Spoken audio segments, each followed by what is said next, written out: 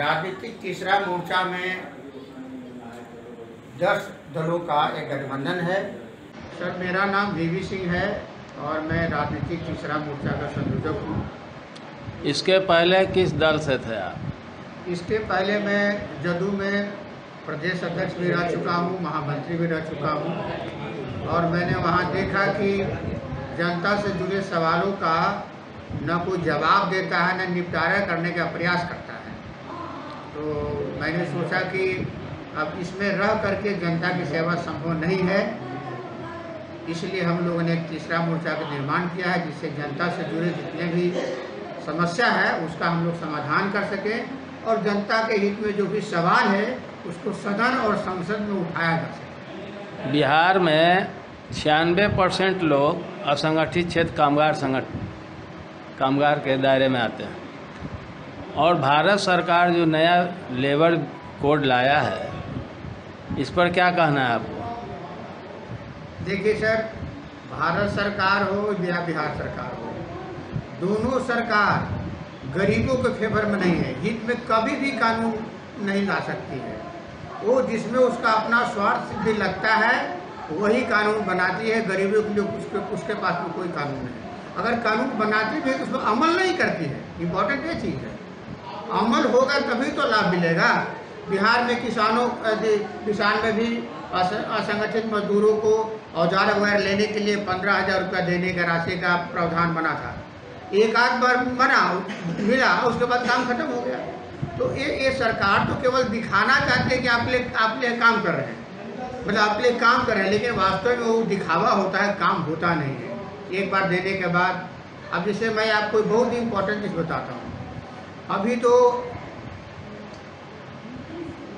छात्रों के पढ़ने के लिए स्टूडेंट क्रेडिट कार्ड है, इसको समझिए, सब लोग समझ नहीं पाते हैं। ये क्रेडिट कार्ड उन्हीं को दिया जा रहा है जिनके पास पैसे हैं। तो जिनके पास पैसे है वो तो कहीं ना कहीं पढ़ लेगा, लेकिन गरीब को वो क्रेडिट कार्ड की सुविधा दी ही नहीं जा रही है। अब कहिए कि कैसे, मैं समझा देता हूँ। बिहार में तो खैर सबको मिल रहा है, मोटा मोटी मिल रहा है, लेकिन जो बिहार से हमारे गरीब भाई किसान हैं के बच्चे हैं, मजदूर के बच्चे हैं, नौजवान हैं, वो बाहर रोजी रोजगार के लिए जाते हैं, क्योंकि बिहार में तो कोई रोजगार है नहीं। वो रोजगार के लिए दिल्ली, पंजाब, मद्रास, बम्बई जाते हैं। तो जहाँ जाएंगे बच्चा वही ना पढ़ेगा उनको। तो अगर वहाँ पढ़ता है तो वैसे बच्चे के लिए आपको बिहार से स्टूडेंट क्रेडिट कार्ड नहीं मिलता है। ये बात को समझना है। ये सरकार कंप्लीट गरीब विरोधी सरकार है। वो नीति है, अरे भाई यहाँ पेट नहीं भरा तब तो वहाँ गया है। या आपके ही बच्चे अगर बाहर में दिल्ली, बम्बई, मद्रास में हायर एजुकेशन के लिए जाता है, इंजीनियरिंग पढ़ने जाता है, मेडिकल पढ़ने जाता है, वहाँ नहीं मिलता है। बहुत सारी इसमें ही फनपट है। ये और मैं बता देता हूँ, एक क्राइटेरिया लोग बना दिया है कि जो क्लास 1 कॉलेज होगा, तो क्लास 1 कॉलेज का फीस तो क्लास 1 होगा। तो गरीब का परिवार का, गरीब का बच्चा ना क्लास 1 में जाएगा, पढ़ेगा, ना उसको मिलेगा। ये सब चाल चल रहा है गरीबों को परेशान करने का। तो ये जो छात्र के बारे में आपने बताया, क्रेडिट कार्ड के बारे में, इसमें छात्रों का जो कॉलेज है, स्कूल है, चाहे उनके जो अभिभावक हैं, उनके बीच में आपका तीसरा मोर्चा मैसेज देगी? हम तो मैक्सिमम प्रयास कर रहे हैं मैसेज देने का। हम शिक्षा पर वर्षों से काम भी कर रहे हैं। जो गरीब बच्चे हैं, जो लाचार बच्चे हैं, उनके लिए हम लोगों ने बिना पैसे का शिक्षा की व्यवस्था भी कर रखा है और कई सेंटर हम ऐसे चला भी रहे हैं। और वैसे बच्चे जिनके पास आर्थिक कमजोरी है, उनको 3-4 महीना ट्रेनिंग दिला करके और उनको कहीं ना कहीं प्लेसमेंट करा देते हैं, क्योंकि सरकार तो मदद कर नहीं रही है।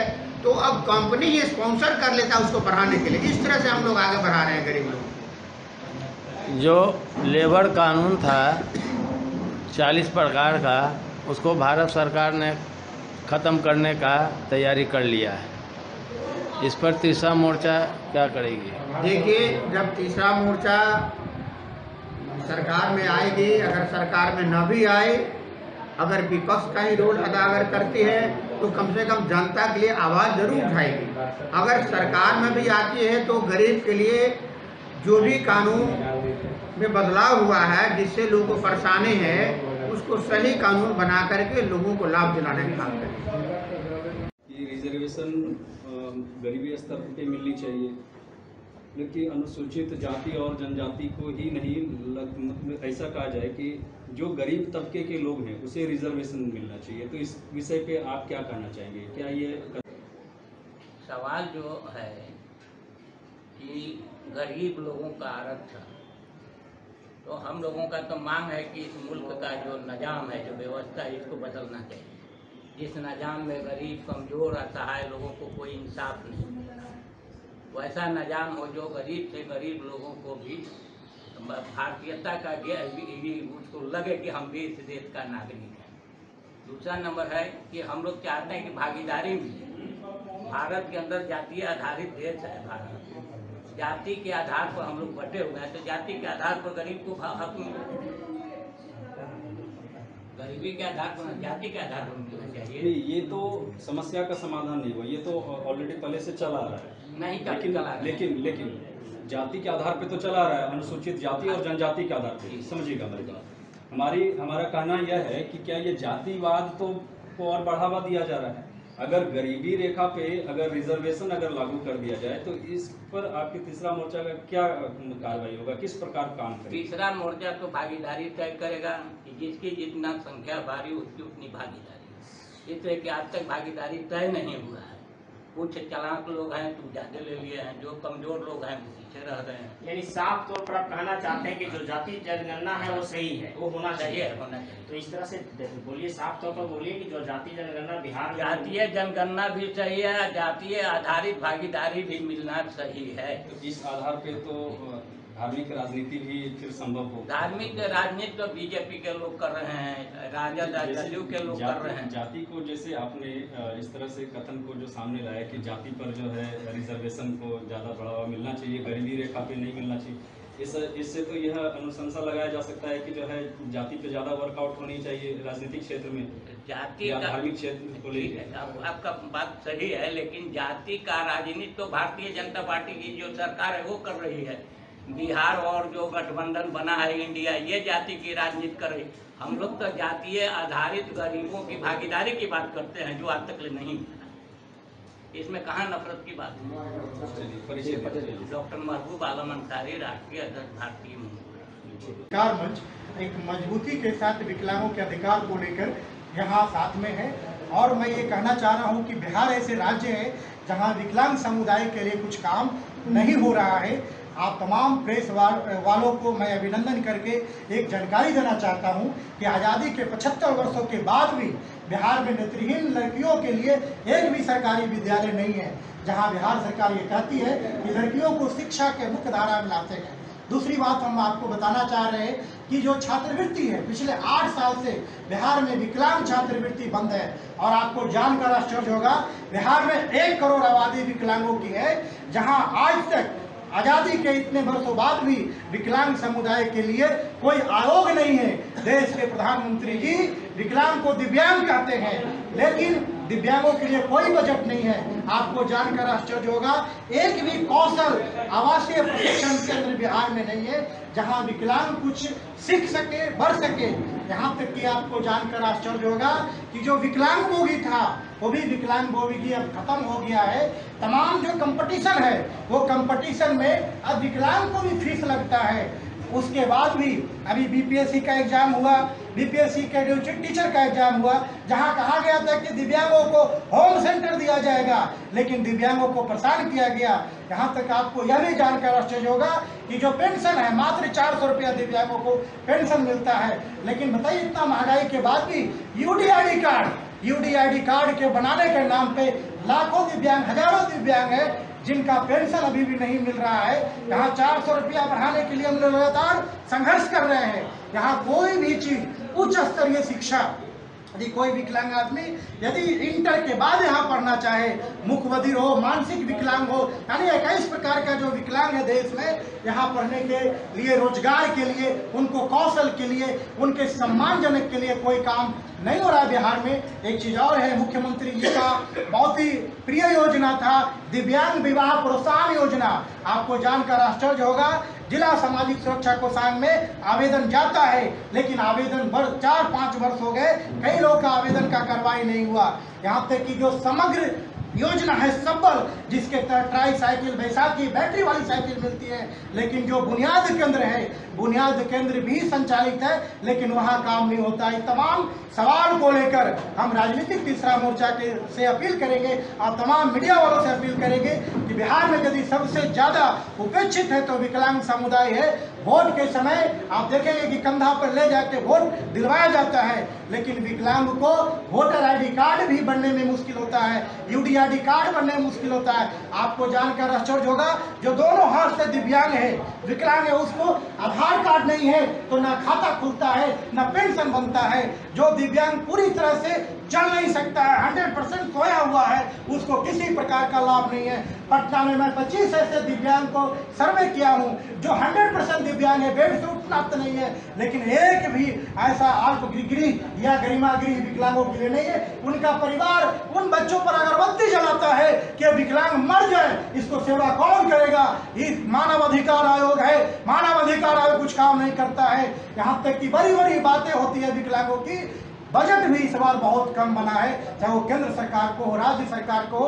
राज्य सरकार ने विकलांगों के लिए कोई पॉलिसी भी नहीं बनाई है, विशेष योजना भी नहीं बनाई है। हम आपसे हाथ जोड़कर प्रार्थना करते हैं, तमाम मीडिया वाले से प्रार्थना करते हैं कि चुनाव आ रहा है, कम से कम इस चुनाव में इंडिया और एनडीए को विकलांगों की राजनीतिक मुद्दा को भी आप उछालने का काम कीजिए। आपने हमें अवसर दिया, आपका बहुत बहुत धन्यवाद। मेरा नाम हुआ कुमार हरिचरण सिंह यादव। कहाँ से है? नालंदा। आज जो तिरसा मोर्चा की बैठक हुई है विभिन्न दल के साथ, जी, प्रेस वार्ता में क्या आपका आगे का रणनीति बना? तीसरा मोर्चा के बैनर तक जो हुआ है, मैं अपने भारतीय मोमिन फ्रंट से लोकसभा की चुनाव 2 बार लड़ चुके हैं। अगर तीसरा मोर्चा भी टिकट देगी तो हम वहाँ से फाइट करेंगे।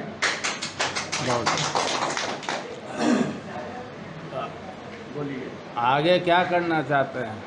आगे ये करना चाहते हैं, परिश्रम करें कि हम लोकसभा में जाके तीसरा बैनर तक हम जाएंगे, जाके जनता की सेवा करेंगे। मुद्दा क्या है? मुद्दा यही है, भ्रष्टाचार है। भ्रष्टाचार जो है हर ब्लॉक में जो है घुसखोरी बढ़ा हुआ है।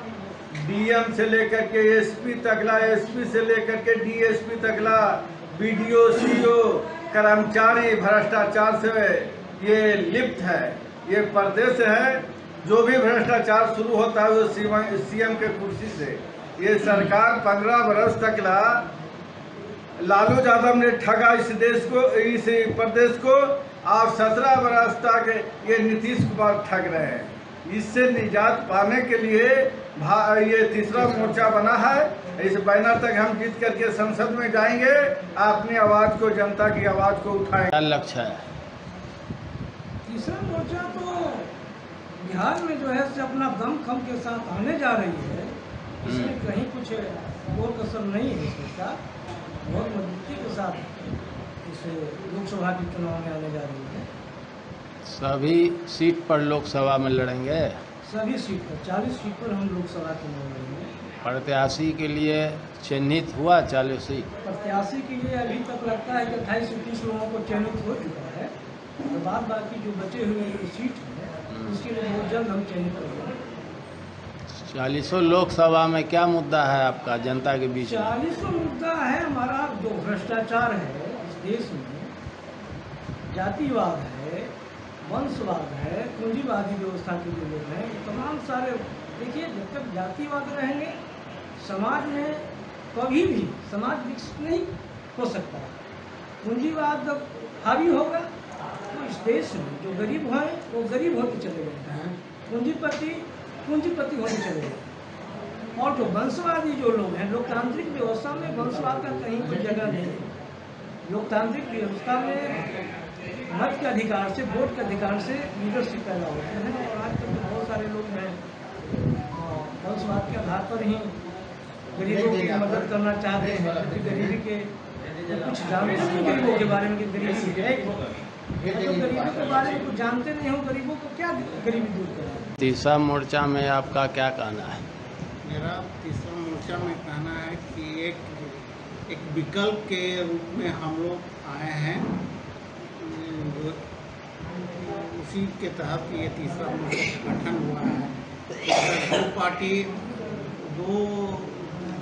दो संगठन अगर मैदान में रहेगी तो एक तीसरा मोर्चा भी अपने काफ़ी दमखम के आधार पर मैदान में उतरेगी। लीगल जो कानूनी ऐसी है जो अभी भ्रष्टाचार जो पूरे भारत में, उसमें आप किस प्रकार अपने पार्टी के तहत आवाज़ को उठाएंगे? मैं अभी जो एक बैनर के तीसरा मोर्चा के तहत एक गरीबों का एक न्याय शुल्क, न्याय फ्री में लीगल एडवाइस शुरू हो, लेकिन जो कोर्ट फीस जहाँ तक सवाल है, वो कोर्ट फीस तो हाई कोर्ट और सुप्रीम कोर्ट का डायरेक्शन से होती है, तो उसमें हम तो कुछ हेल्प नहीं कर सकते हैं। वो हम बात रख सकते हैं चीफ जस्टिस के टेबल तक, उसमें कम बेसी का कोई गुंजाइश नहीं है। बाकी जो ड्राफ्टिंग की जहाँ तक सवाल है, जो 10,000, 20,000 जो या 50,000, 1 लाख जो खर्चा होती है लोगों का, वो खर्चा को रोकने के लिए हम लोग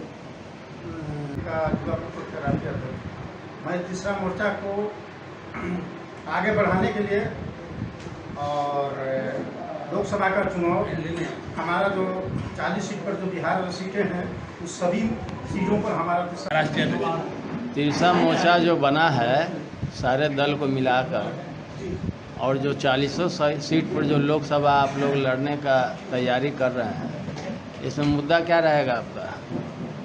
हम लोगों का बिहार के सभी सीट में, जैसा हमारे माननीय संयोजक महोदय ने कहा, घोषणा की कि 40 सीट पर लड़ेंगे।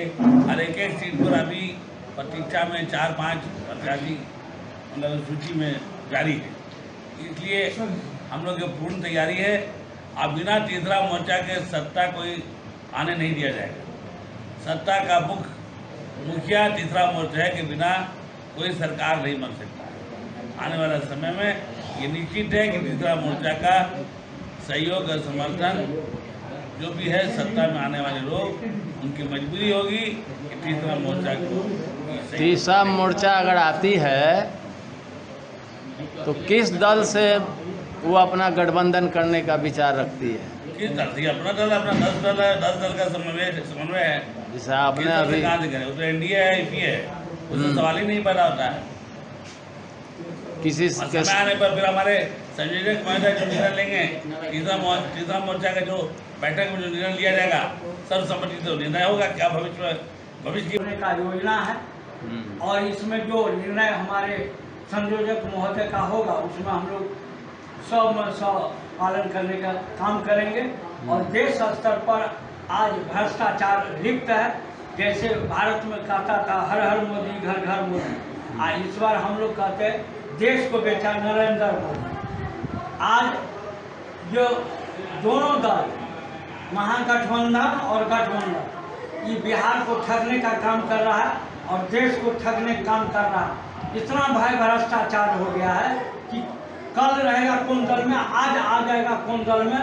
न भाजपा को ठिकाना है, न राजद को, न जदयू को। इसके खिलाफ में हम 6 नवंबर को पटना बुद्धा पार्क से राजभवन मार्च करेंगे।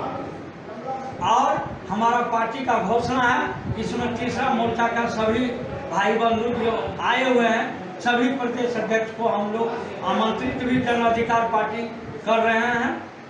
और 8 नवंबर को माननीय संसद भवन का घेराव राष्ट्रपति महोदय को ज्ञापन देंगे, जो ये इतना भ्रष्टाचार में लिप्त है, जो माननीय पंडित जवाहरलाल नेहरू ने 1952 में कोसी के मुद्दा पर दोनों साइड से बांध बनाया था।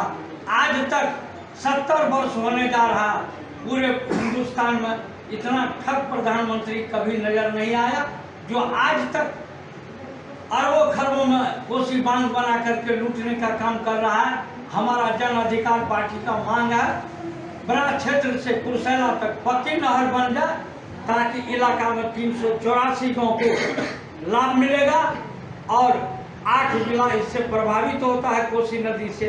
सदा के लिए इस मांग को लेकर के हम 6 नवंबर को राजभवन मार्च करेंगे और 8 नवंबर को माननीय देश प्रदेश का जो अभी स्थिति है बहुत विषम परिस्थिति से गुजर रहा है। अघोषित आपातकाल जैसा नजर आ रहा है, बना हुआ है। तो इस सब से निपटारा पाने के लिए राजनीति तीसरा मोर्चा बना है जिसमें 9-10 घटक दल हैं। आज देश में 2 वर्ग में हैं, एक 10% शोषक और 90% शोषित। तो शोषितों को उत्थान के लिए, शोषितों के विकास के लिए देश के चारों तंत्र पर 10% का जो सत्ता पर काबिज है उसे दूर करने के लिए, 90% को भागीदारी दिलाने के लिए यह राजनीतिक तीसरा मोर्चा बना। आज उम्मीद मैं करता हूं कि बिहार से प्रयोगी के तौर पर यह 40 सीट पर लड़ने जा रही है और बाकी जो राज्य हैं उसमें छिटपुट लड़ाई लड़ी जा रही है। लेकिन यह मैं जैसा देख रहे हैं जनता का जो हम लोगों का जो विचारधारा है जनता के बीच में जा चुका है। इस बार तीसरा मोर्चा के अलावा कोई बीच में हम लोगों का नहीं है, इसलिए कि आज तक देश में जो 2800 पार्टियां हैं किसी का सिद्धांत वक्तव्य कार्यक्रम नहीं, नीति नहीं है। लेकिन तीसरा मोर्चा सिद्धांत वक्तव्य कार्यक्रम नीति लेकर के जनता के बीच में आई है। आया जुमलेबाजी नहीं, यह लोगों का विश्वास है। तो इस बार तीसरा मोर्चा का 40 सीट पर बिहार में सफलता मिलेगी, क्योंकि 90% लोगों का यह दिल में बैठ चुका है कि अगर कोई हक हकूक दिला सकता है तो तीसरा मोर्चा दिला सकता है, अन्यथा किसी से मिलने वाला नहीं है। बिहार में अभी किस किस जिला में आपका अगला कार्यक्रम है? तीसरा मोर्चा का हर महीने 2 बार हम लोग बैठक करते हैं, 2 बार आंदोलन करते हैं, प्रदर्शन करते हैं। जैसे 38 जिला आपने कहा और 40 सीट पर लड़ेंगे, तो अभी 40 सीट में कहाँ कहाँ आपका लक्ष्य है पहुंचने का और जनता के बीच में तीसरा मोर्चा के बारे में? सभी जगह कैंडिडेट लगभग तैयार हो गए हैं और सभी जगह बूथ लेवल पर, बूथ स्तर पर कैंडिडेट है, लेकिन जनता के सामने खरा नहीं उतरी है। आज भ्रष्टाचार चरम पर है, आज किसान त्राहिमाम हो रहे हैं। हाल ही नवादा से खबर आई कि वहाँ बीज वितरण में बहुत धांधली हो रहा है। वहाँ के जिलाधिकारी से भी मैंने संपर्क किया, लेकिन कोई खास निदान नहीं निकला। वहाँ के लोगों ने बताया कि जो डीलर है, विक्रेता जो है, उसका संबंध मंत्री से लेकर के, जिलाधिकारी से लेकर मंत्री तक है। इसमें कुछ होने वाला नहीं है। साफ जाहिर होता है क्या जनता को विकल्प देने की आवश्यकता है और जनता तीसरा मोर्चा को विकल्प के रूप में देख रही है और इसको विकल्प देगी और हम लोग भ्रष्टाचार का समाप्ति करेंगे। आज जो भ्रष्टाचार चरम पर है, आज पेंशन मात्र 400 रुपया बुजुर्गों को दिया जा रहा है। आज सोचिए कि कितना महंगाई बढ़ा हुआ है और मात्र 400 रुपये का पेंशन को बढ़ाया जाएगा। आज जो ब्लॉक में धांधली है, जो ठेकेदारी में धांधली है, आज मात्र 60% ही राशि का काम होता है और 40% राशि ठेकेदारों के द्वारा और पूरे मंत्री से लेकर के आपका जितने भी अभियंता से लेकर के कार्यपालक अभियंता तक सबके जेब में जा रहा है। इसको हम रोकने का काम करेंगे। यही बात लेकर जिससे तमाम भ्रष्टाचार का जो नींव है वो है खत्म हुई।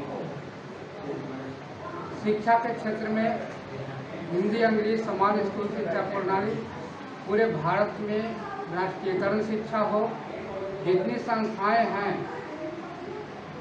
शिक्षा, जितनी संस्थाएं हैं वित्तीय संस्था, स्वास्थ्य संस्था और जितनी तमाम संस्थाएं हैं सारे संस्थाएं राष्ट्रीयकरण हो।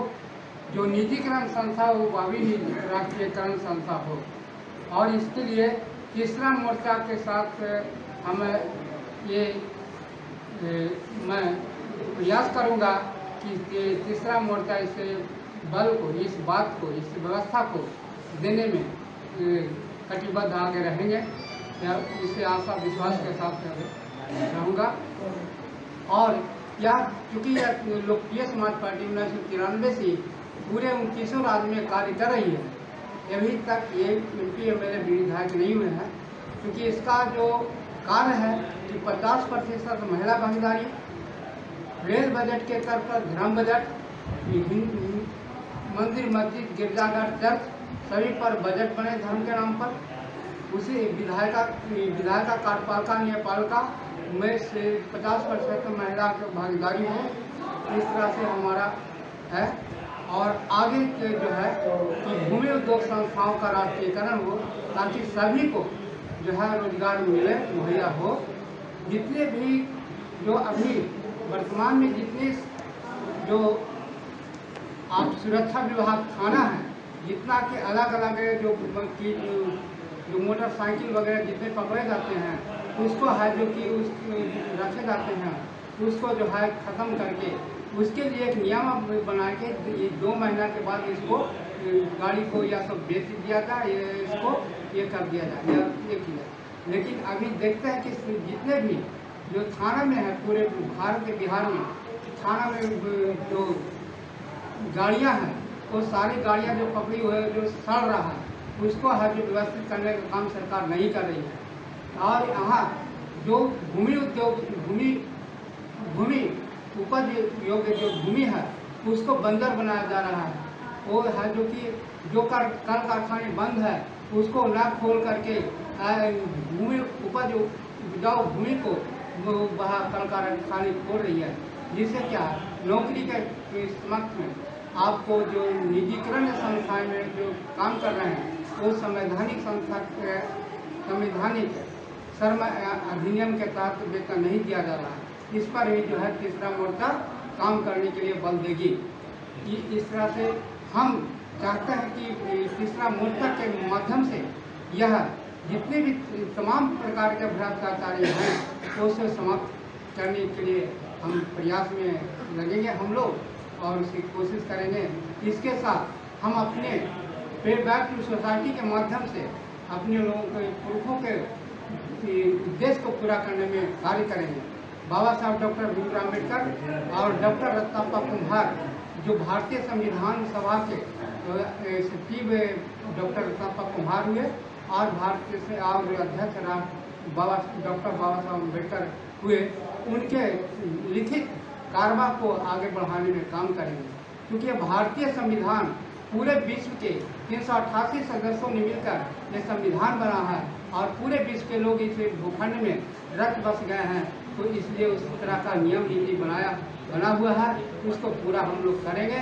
इससे आशा विश्वास के साथ अपनी बात को करते हैं और जनता के बीच में ये प्रचार प्रसार का माध्यम लेकर के जाएंगे और ये काम को आगे बढ़ाने काम करेंगे। जहाँ तक हो या लिखित रूप से हो या धरना प्रदर्शन के माध्यम से हो, उनको हम तैयार करने में कामयाब होंगे और 2024 में ताकि ये दोनों को उखाड़ फेंक कर और एक जो यहाँ पे है जैसे महंगाई की मुद्दे हो गई, बेरोजगारी की मुद्दा हो गई या फिर धर्म के नाम पे